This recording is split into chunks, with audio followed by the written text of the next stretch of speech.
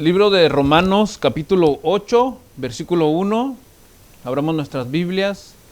Importante, hermanos y amigos, que nunca dejemos de abrir nuestra palabra, o más bien la palabra del Señor, nuestro dispositivo. Y que podamos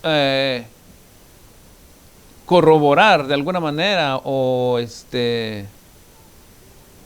y leer, mejor dicho, también lo que el Señor nos está diciendo a través de su palabra. Entonces, Romanos capítulo 8, versículo 1 en adelante. Leo la escritura que dice de la manera siguiente. Ahora pues, ninguna condenación hay para los que están en Cristo Jesús, los que no andan conforme a la carne, sino conforme al Espíritu. Porque la ley del Espíritu de vida en Cristo Jesús me ha librado de la ley del pecado y de la muerte. Porque lo que era imposible para la ley por cuanto era débil por la carne, Dios enviando a su Hijo en semejanza de carne, de pecado, y a causa del pecado condenó al pecado en la carne, para que la justicia de la ley se cumpliese en nosotros, que no andamos conforme a la carne, sino conforme al Espíritu. Porque los que son de la carne piensan en las cosas de la carne, pero los que son del Espíritu en las cosas del Espíritu. Porque el ocuparse de la carne es muerte, pero el ocuparse del Espíritu es vida y paz. Repito el verso primero que leímos de este capítulo 8 que dice: ahora pues ninguna condenación hay para los que están en Cristo Jesús, los que no andan conforme a la carne, sino conforme al Espíritu. Amén. Oramos. Señor, te damos las gracias, te bendecimos en esta hora, exaltamos tu nombre, Señor, en nuestras vidas y rogamos que sea tu palabra la que nos ministre. Queremos seguir creciendo, queremos seguir caminando, Padre. Tropezamos, cometemos errores, nos debilitamos, nos cansamos, Señor, en veces nos desesperamos también. Pero es tu palabra la que nos da aliento, nos da fuerzas para seguir, Señor, en esta travesía, en este camino, Señor, que es angosto, es difícil, Padre, que conlleva mucha responsabilidad y compromiso, pero también, Padre, que nos otorga bendiciones, Señor. Y al final de todo esto, Padre, nuestra esperanza, Señor, de redención y estar contigo para siempre. Háblanos en esta hora, Señor, y habla a aquellos amigos y amigas, Señor, que no te conocen, que vengan, Padre, a conocerte y a entregar sus vidas, que ese es nuestro único deseo, nuestro propósito, Señor, en esta reunión. En el nombre de Jesucristo te doy las gracias. Amén. El tema que vamos a estar llevando a cabo en esta tarde, hermanos, y voy a tratar de ser lo más breve posible, aunque no creo, pero voy a tratarlo. El tema es el optimismo de nuestra seguridad en Cristo. El optimismo de nuestra seguridad en Cristo. Ciertamente cuando pensamos en optimismo, creo yo que lo primerito o nuestra primera reacción al oír esta palabra es la posición mental en la que se encuentra una persona. El ser optimista o una persona optimista es una posición, y en realidad es una posición mental que da seguridad en algunos casos. Por ejemplo, las personas optimistas no malgastan su tiempo intentando de hacer lo que otros ya han hecho y han fracasado. Porque dicen, pues ya lo hizo él, ya para qué voy a ir yo a intentarlo de nuevo. No se preocupan, simplemente siguen su camino o siguen su rumbo, ¿verdad? Porque ¿para qué perder tiempo en eso que no se puede hacer? Digamos un ejemplo. Porque en realidad pueden suceder dos cosas. Una, no les importa, o la otra es que probablemente piensan hacerlo de alguna otra forma. Una persona optimista también, hermanos, puede ver de alguna manera una oportunidad de crecer al ver que otros fracasan. ¿Cómo pudiéramos nosotros ver o ser optimistas para crecer en lo que otros fracasan? Pues el hecho de simplemente no cometer esos errores. De no, hermano, si estamos viendo que una persona tropieza por ir por este rumbo, pues el optimista dice, yo no voy a ir por allí porque me voy a tropezar yo también. Voy a cambiar el rumbo. Entonces, empieza a haber una forma de crecimiento. Si una persona mira que alguien está cometiendo errores en cuanto, digamos, a su estabilidad emocional, pues la persona optimista dice, no, yo no voy a hacer eso porque entonces también me va a causar a mí daños.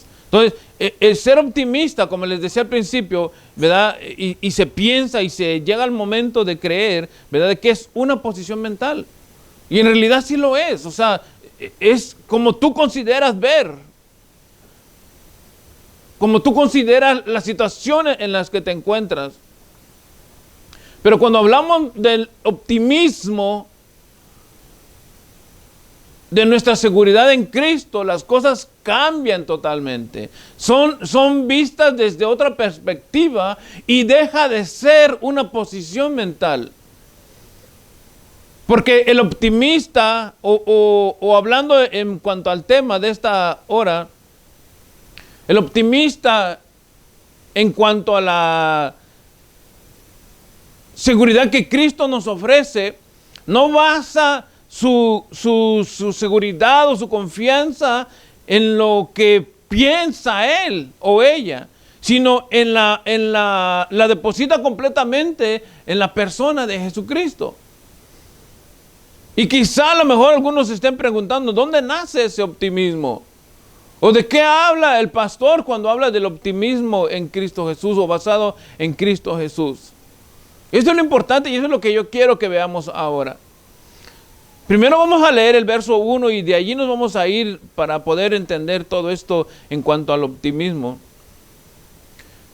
Porque cuando nosotros leemos Romanos 8:1, si me acompañan, dice, ahora pues ninguna condenación hay para los que están en Cristo Jesús. O sea, estamos leyendo, hermanos y amigos, una seguridad completa.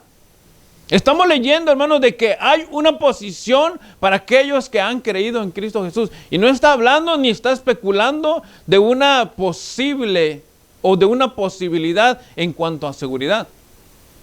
Si leen conmigo cuidadosamente, dice, ninguna condenación hay para los que están en Cristo Jesús. ¿Qué posibilidad de condenación hay? Ninguna. El optimismo, hermanos, que vamos a ver, está basado, hermano, en el privilegio que Dios nos otorga a nosotros como creyentes, depositado en su Hijo Jesús. Por eso es que les digo, hermanos, o sea, en cuanto a optimismo o ser optimista, como posición mental, pudiéramos nosotros a lo mejor de alguna manera también tomar esas posiciones, pero un optimista en lo que Jesucristo ofrece no puede ser depositado o no puede ser basado en una posición mental. Tiene que estar basado completamente en los méritos de Jesucristo. La Biblia dice, hermanos, que no hay condenación.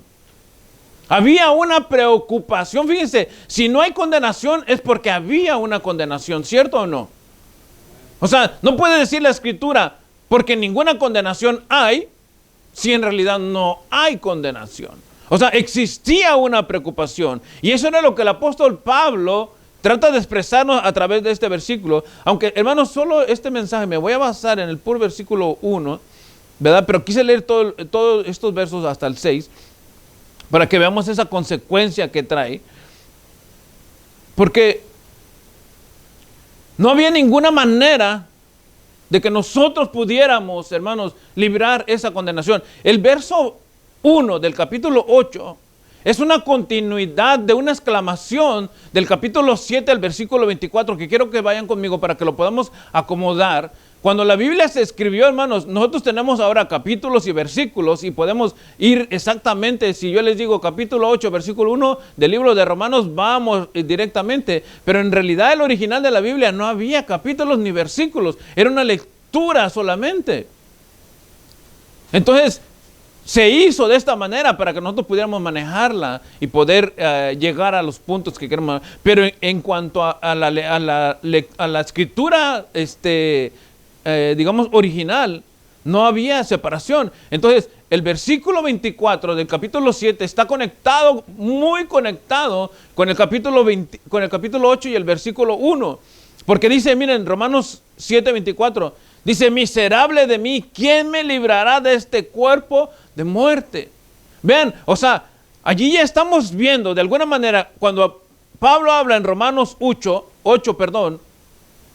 de un optimismo, o él está, porque no habla de la palabra optimismo en realidad, o sea, yo le estoy dando este tema porque es la posición en la que nosotros nos encontramos. O sea, hay una seguridad, somos optimistas en cuanto al sacrificio de Jesús en nosotros, pero dice el verso 24 del capítulo 7, miserable de mí, hay una exclamación, ¿sí lo ven? ¿Ven los signos de admiración que están al lado de esa frase? Miserable de mí, después lo acompaña una pregunta. ¿Quién me librará? ¿De qué dice? ¿De qué? De este cuerpo de muerte. ¿Quién me librará de qué? ¿Quién puede parafrasear estas palabras, hermanos?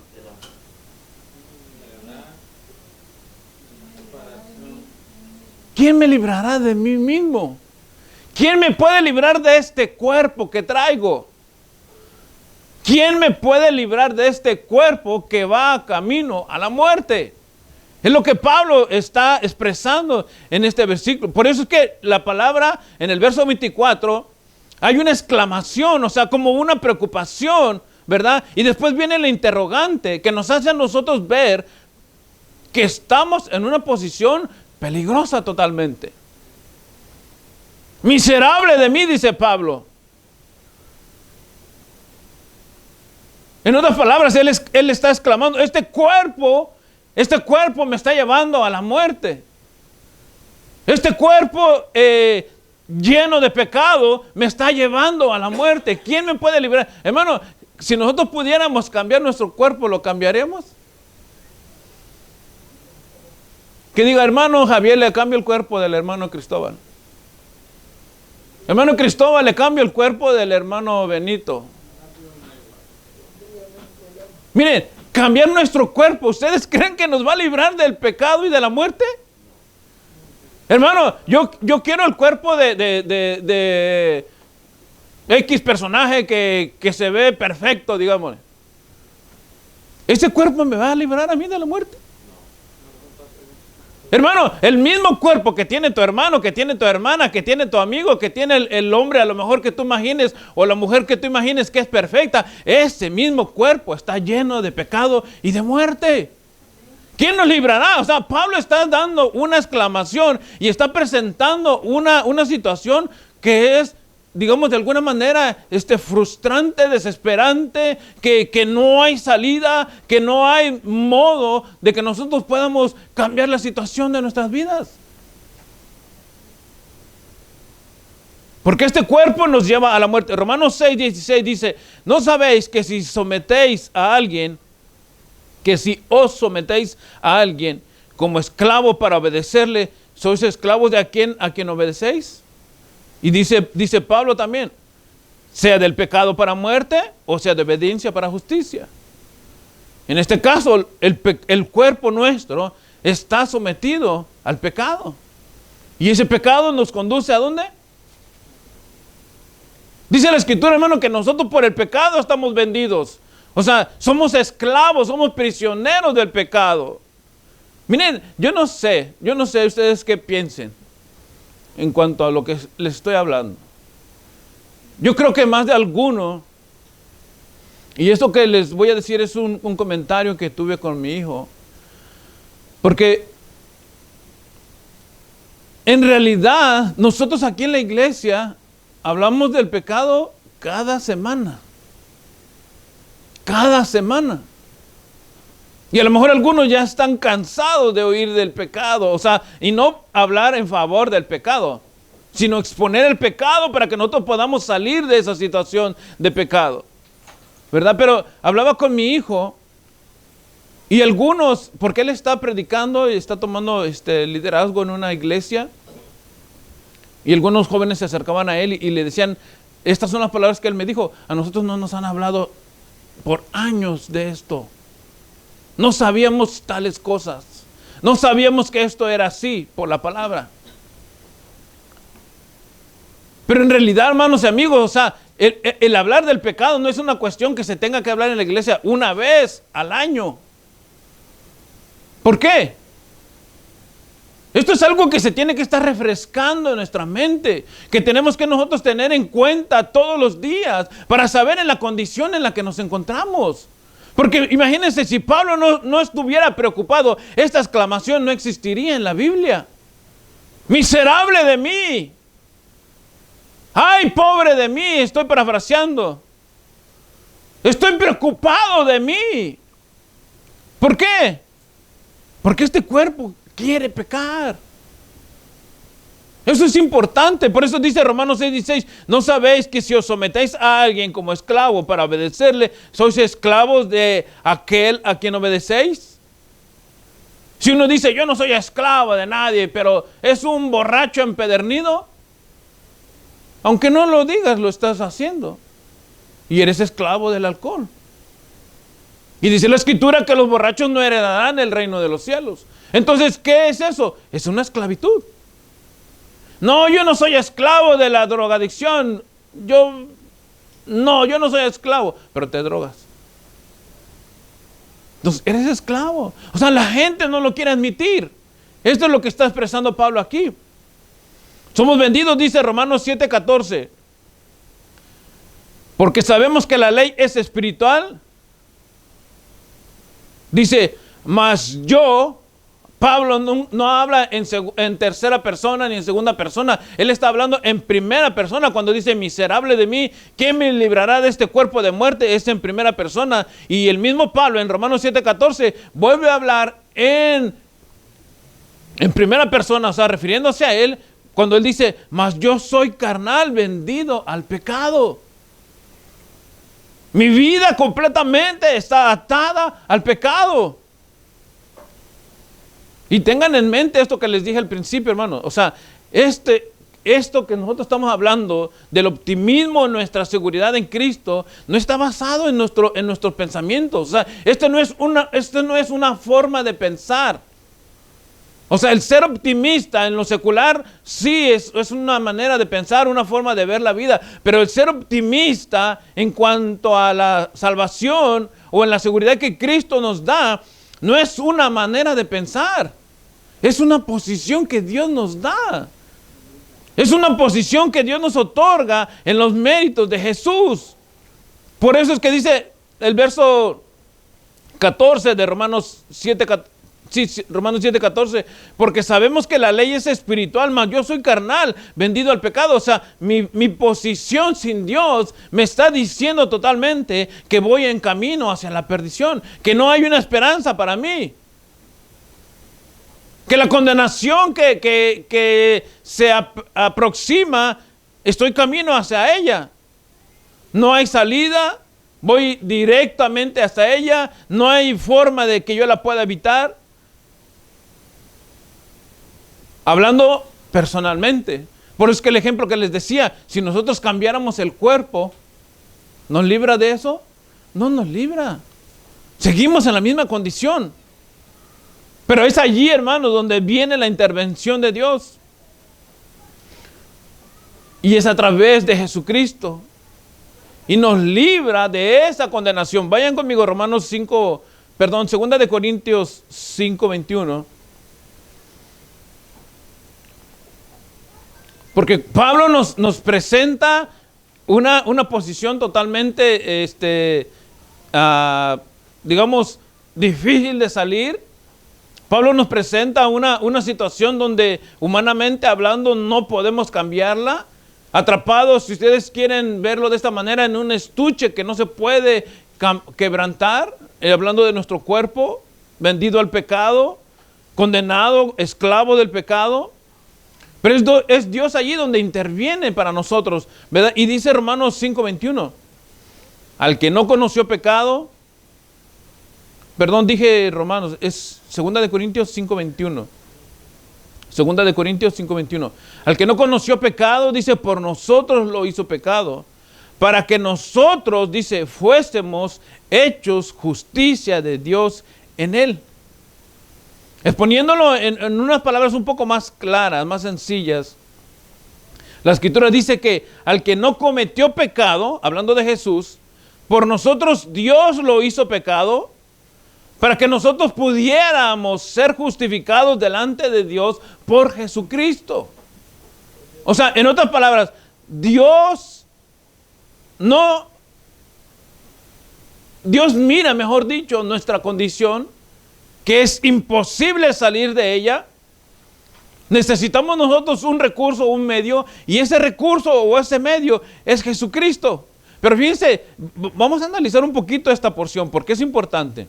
Porque puede haber alguna confusión o a lo mejor alguna mala interpretación o una mala aplicación en este versículo. Porque probablemente al pensar o al oír, al que no cometió pecado por nosotros lo hizo pecado, nosotros pudiéramos pensar, no, el Señor hizo pecado para que nosotros pudiéramos salir de esa situación. No.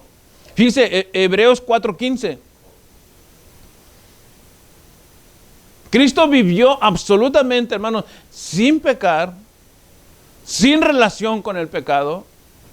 Dice Hebreos 4:15, porque no tenemos un sumo sacerdote que no pueda compadecerse, de nuestras debilidades, sino uno que fue tentado en todo según nuestra semejanza, escuchen esto, pero sin pecar.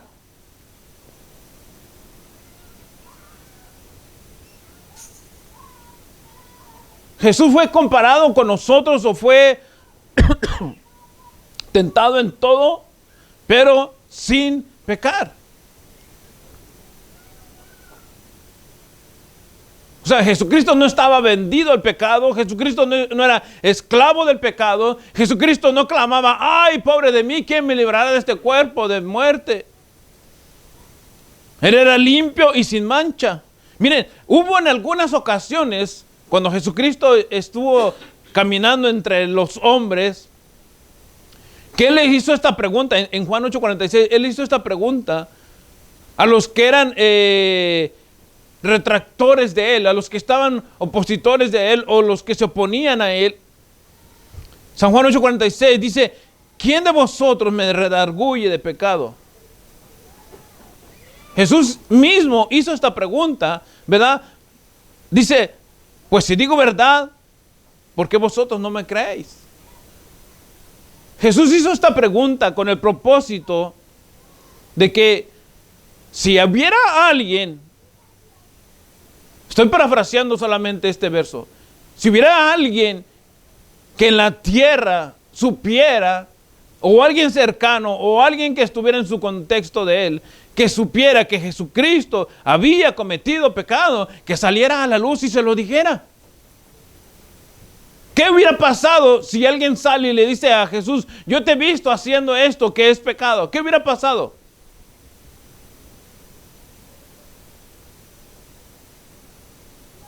¿Qué hubiera pasado si Jesucristo es señalado como pecador? Fue señalado, eso sí fue señalado. Fue señalado como mentiroso, pero nadie le pudo probar nada.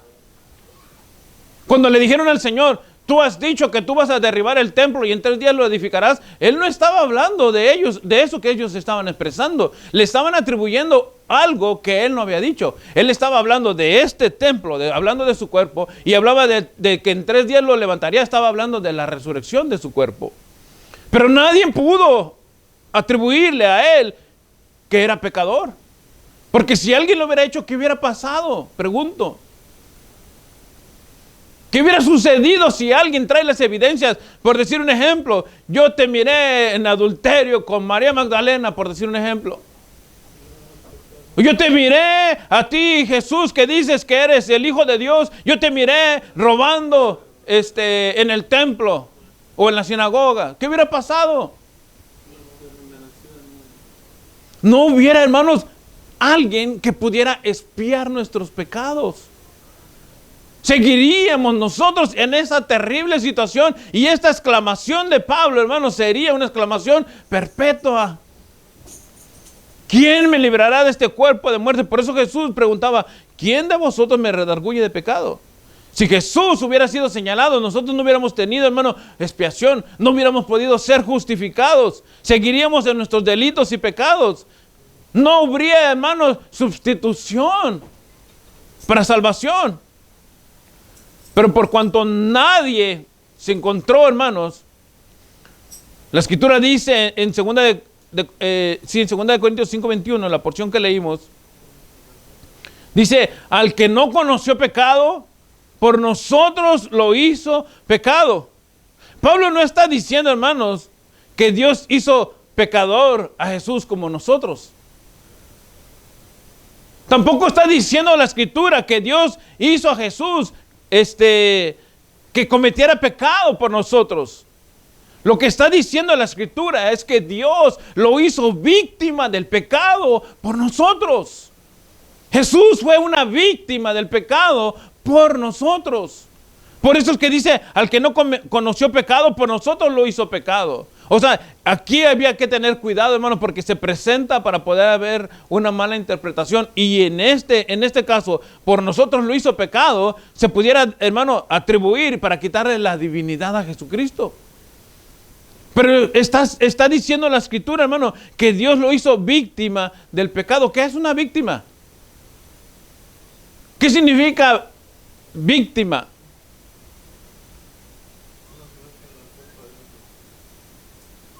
Alguien que le echan la culpa de otro es una víctima. ¿Qué es una víctima? Ese sería un inocente, ¿verdad? Alguien que sufre un daño, hermanos, alguien que sufre un daño o que sufre las consecuencias de alguien, ¿verdad? Por alguna acción, por algún hecho, esa es una víctima. En este caso, Jesucristo, hermano, fue convertido o fue hecho una víctima por nosotros. Porque, ¿qué dice Pablo? ¿Quién me librará de este cuerpo de? ¿Y qué dijo el Señor? Estos son pecadores. Estos van a la muerte. No hay manera, no hay modo que cambien su cuerpo, no hay manera de que salgan de esa situación. Entonces Dios provee y da a Jesucristo. Entonces dice, al que no conoció pecado, o sea, Jesucristo el Santo, sin relación con el pecado, lo vimos, dice, por nosotros lo hizo pecado. Dios lo hizo una víctima del pecado, para que la muerte cayera ¿en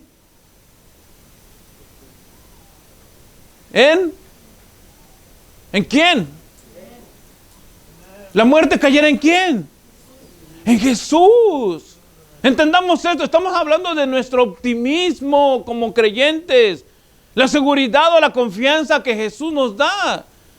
Si estamos viendo, hermanos, que nuestro camino, nuestra sentencia, nuestra condenación estaba trazada, nuestro final sin Cristo ya estaba predestinado, digamos, no había modo de salir de él. El cuerpo que tenemos nos conduce a esa situación, hermanos. Vemos que el pecado nos hace esclavos del pecado, ¿verdad? Entonces, no hay manera de salir. Pero dice Dios, voy a parafrasear, no hay modo como salgan de esta situación. Entonces yo les voy a dar este recurso, y este recurso es Jesús, porque Jesús no conoce pecado y a mí me tienen que pagar de alguna manera.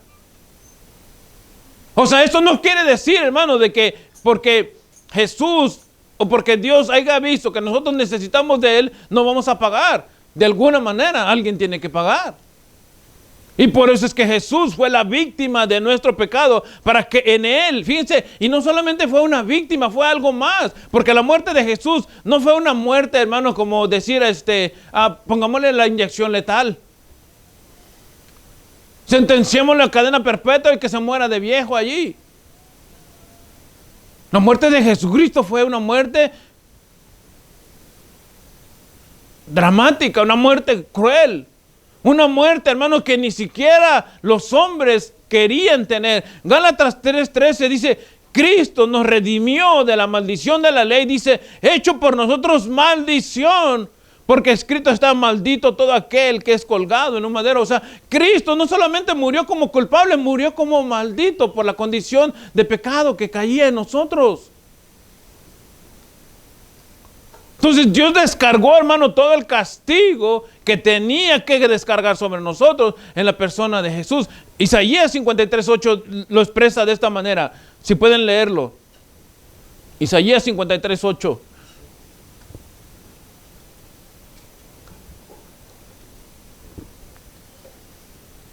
Dice, por cárcel y por juicio fui quitado. Y su generación, ¿quién la contará, perdón? Porque fue cortada de la tierra de los vivientes, y por la rebelión de mi pueblo fue herido. Y se dispuso, dice, con los impíos, fíjense, su sepultura, mas con los ricos fue en su muerte.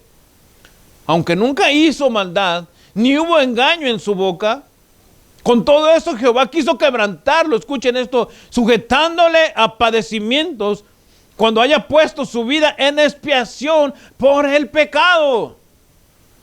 ¿Están entendiendo? O sea, Jesucristo entregó su vida, fue, hermano, quebrantado por Dios, castigado por Dios, por nosotros. Pero dice, cuando hayas puesto su vida en expiación por el pecado. O sea, no había una manera de que nosotros pudiéramos salir de este cuerpo de pecado y de muerte solamente a través de Jesús. Dice, verá el linaje, vivirá por largos días, y la voluntad de Jehová será en su mano prosperada. O sea, de todas maneras, de alguna forma, Dios iba a cumplir su justicia. Y la justicia de él, era que alguien pagara por los pecados de nosotros.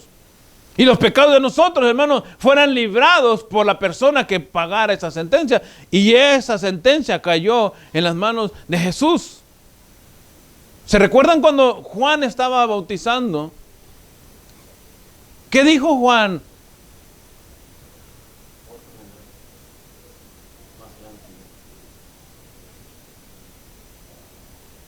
Juan dijo que él no era digno, ¿verdad? Pero vendrá otro, dice, y él, dice, será el Cordero de Dios que quita el pecado del mundo. Lo que Juan nos está diciendo es que esta expiación, lo que leímos en Isaías, es que alguien se iba a presentar en forma profética, habla Isaías, y cuando llegamos a Juan, Juan dice, ahí está.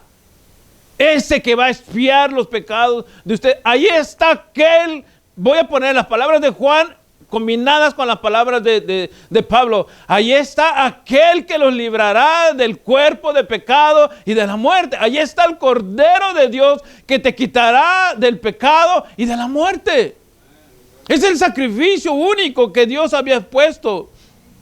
Y su muerte, hermano, de Jesús sustituye nuestra personalidad o nuestra persona. 2 Corintios 5:19 dice que Dios estaba en Cristo, fíjense, reconciliando consigo al mundo, no tomándoles en cuenta a los hombres sus pecados, y nos encargó a nosotros la palabra de la reconciliación. O sea, en la persona de Jesucristo, hermano, nos estaba reconciliando con Él, porque ya no miraba a Dios ahora nuestros pecados, sino miraba la sangre de Jesucristo derramada en la cruz, y nos reconciliaba.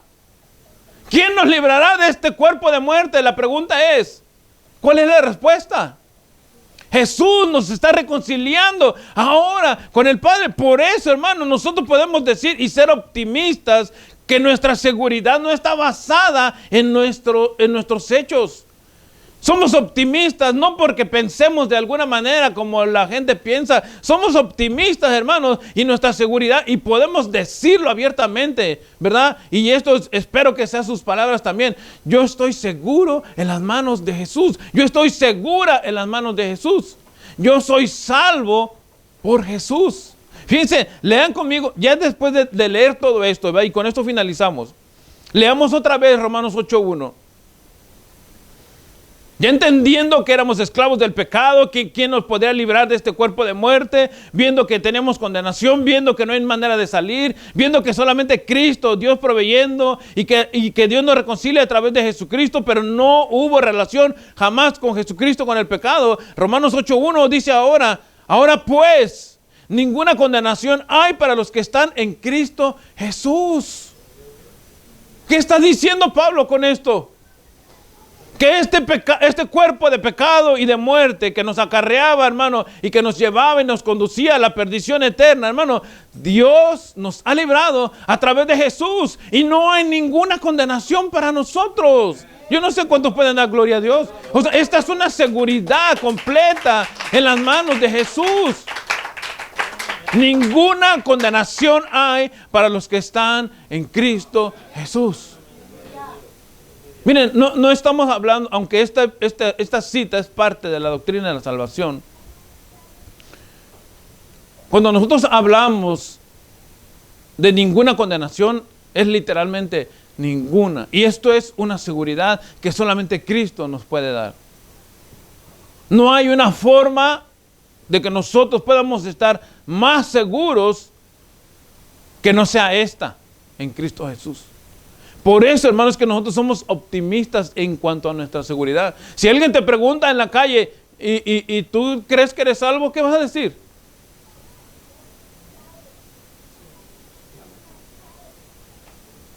Sin miedo, hermano. Sí, soy salvo.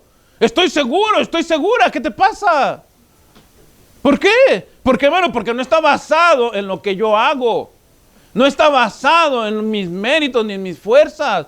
Entendamos esto, hermano. Si tú eres optimista y por decir, tú tienes una mentalidad positiva, vamos a pensarlo de esta manera, ¿verdad? Tú no miras que aquel se está despedazando, haciendo cosas. Tú miras los errores de aquel para no cometerlos y salir adelante, ¿verdad? Eres optimista en eso. Tú miras que aquella o aquel está fallando, entonces tú eres optimista y tú dices, no, yo no voy a hacer lo mismo, yo voy a ir por otro lado, simplemente no me meto. O sea, buscas la manera de mejorar la situación, pero en esta situación, ¿cómo la cambias? A ver ese optimista que diga, yo soy salvo. ¿Salvo de qué? En primer lugar, ni entienden. ¿Estás seguro? ¿Seguro de qué? Yo no sé de qué tú estás hablando. Cuando estamos hablando de optimistas, basado en Cristo Jesús, estamos diciendo que si tú vas al cielo, estás seguro que vas para allá. Y si tú estás seguro en Jesús, es porque Jesús lo ha dado por ti. O sea, hermano, hay una seguridad. No podemos ser como la iglesia romana, hermanos, que les preguntan, ¿eres salvo? Nadie es seguro. Nadie sabe eso. Nadie puede asegurarlo. ¿Cómo que no? Entonces Jesucristo, ¿para qué murió? Es importante que nosotros veamos esta condición en la que se presenta o en la que expone Pablo. Por eso que les decía, ¿verdad? La continuidad del versículo 24 del capítulo 7 de Romanos con la relación que tiene con Romanos 8.1. Porque Pablo está exclamando en el capítulo 7 y en Romanos capítulo 8 Pablo está afirmando una seguridad que no está basada en él. Pablo dice en el capítulo 7, ay de mí, ¿quién me librará de este cuerpo? Pero en Romanos 8 dice, no hay ninguna condenación porque Cristo me ha librado de este cuerpo. ¿Me entienden? O sea, está seguro en las manos de Jesús. Esa es nuestra seguridad. Ese es nuestro optimismo como creyentes. ¿Entienden? Ninguna condenación hay para los que están en Cristo Jesús. Repitan conmigo, hermanos, ninguna condenación hay para los que están en Cristo Jesús. ¿Cuántos estamos en Cristo Jesús? Entonces no hay ninguna condenación. Estamos seguros y vamos seguros a la presencia del Señor. Amén. Vamos a orar, cerramos nuestros ojos. Señor y buen Padre, te damos las gracias en esta hora por esta palabra tuya, Señor. Quizá para algunos esto, Señor, sea un motivo de discusión, de discrepancia, de contienda, Señor. Probablemente hasta de debate, Dios.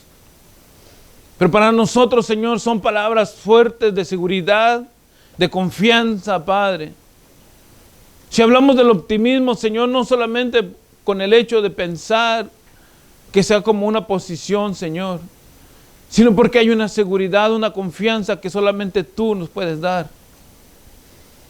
Pero probablemente haya más de algunos, Señor, fuera que no entiende o que cierra su corazón, Señor, a tu palabra. Pero en esta hora, Señor, yo quiero hacer una invitación para aquellos que han sido sensibles, Señor, a tu voz. Y que a lo mejor dicen, yo no soy optimista, yo soy pesimista, Señor. Pero ahora entiendo, Señor, que esta seguridad, o como el título de este optimismo, Señor, No se basa en lo que yo pueda hacer. Porque perdido o perdida estaba yo. Pero ahora estoy seguro en tus manos. Entiendo esta seguridad ahora. Por eso, Señor, gracias por tu palabra. Quiero entregar mi vida a ti, Señor. Reconociendo que soy un pecador, que soy una pecadora. Que este cuerpo, Señor, de pecado me conducía a la muerte. Pero que a través de Jesucristo y lo que Dios decidió, Señor, en tu persona y poniéndote como víctima, Señor, por mi pecado, soy reconciliado contigo, soy reconciliado con Dios, soy reconciliado, Señor, por tu sacrificio. Por eso, gracias, Señor, te recibo como mi absoluto Salvador, como mi Dios, como mi Señor. Sé que no hay nada que yo pueda hacer para salvarme a mí mismo o a mí misma. Y que todo recae, Señor, en la persona de Jesús. Gracias, Señor.